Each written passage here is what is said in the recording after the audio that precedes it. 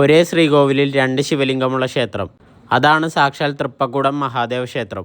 ഏകദേശം 600 വർഷത്തോളം പഴക്കമുണ്ടെന്ന് പറയപ്പെടുന്ന ഈ ക്ഷേത്രം എറണാകുളം ജില്ലയിലെ അരയങ്കാവിനടുത്തായിട്ടാണ്. നൂറ്റാണ്ടുകൾക്ക് മുമ്പ് ഇവിടെ ജീവിച്ചിരുന്ന ഉഴുത്വാൾ ഭട്ടതിരി എന്നൊരു ഭക്തന്റെ ജീവിതമാണ് ഈ ക്ഷേത്രത്തിന്റെ ഐതിഹ്യത്തിന് പിന്നിൽ. തൃശൂർ വടക്കുംനാഥ ക്ഷേത്രത്തിൽ 1 വർഷത്തെ ഭജനം പൂർത്തിയാക്കാൻ വേണ്ടി ഇരിക്കുമ്പോഴാണ് ഭട്ടതിരിയെ തേടി ആ വാർത്ത എത്തുന്നത്. തന്റെ മാതാവിന് ഗുരുതരമായ രോഗം ബാധിച്ചിരിക്കുന്നു.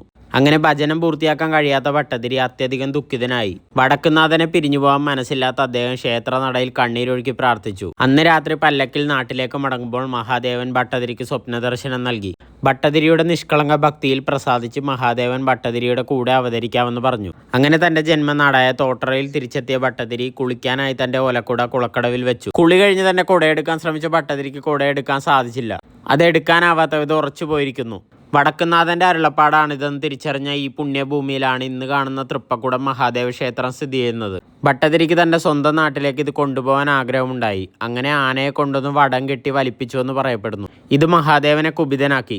ഉടൻ തന്നെ ആന അവിടെ നിന്ന് വരണ്ടോടുകയും ദൂരെ ഒരു കുളത്തിൽ പോയി മറയുകയും ചെയ്തു എന്ന് പറയപ്പെടുന്നു. കുളത്തിൽ പോയി മറഞ്ഞ ആന പിന്നീട് കല്ലായി മാറിയെന്നാണ് വിശ്വാസം. തൃപ്പക്കുടം ക്ഷേത്രത്തിന് എതിർവശത്തായിട്ട് തന്നെ ഒരു കുളമുണ്ട്. ആ കുളത്തിൽ വെള്ളം വറ്റുമ്പോൾ ഇപ്പോഴും ആനയുടെ രൂപത്തിലുള്ളൊരു കല്ല് നമുക്ക് കാണാൻ സാധിക്കും. അന്ന് കുപിതമായ ശിവലിംഗം രണ്ടായി പിളർന്നു എന്നാണ് വിശ്വാസം. അതുകൊണ്ടാണ് ഇവിടെ ഒരേ പീഠത്തിൽ ഇരട്ട ശിവലിംഗം വരുന്നത്. നിങ്ങൾ ഇതുവരെ ഈ ക്ഷേത്രത്തിൽ വന്നിട്ടില്ലെങ്കിൽ തീർച്ചയായിട്ടും ഒരു തവണ വന്ന് നോക്കുക. ഈ ക്ഷേത്രത്തെപ്പറ്റി കൂടുതൽ അറിയാവുന്നവർ എന്തായാലും കമൻറ്റ് ചെയ്യുക. നമുക്ക് മറ്റൊരു വീഡിയോ ആയിട്ട് കാണാം.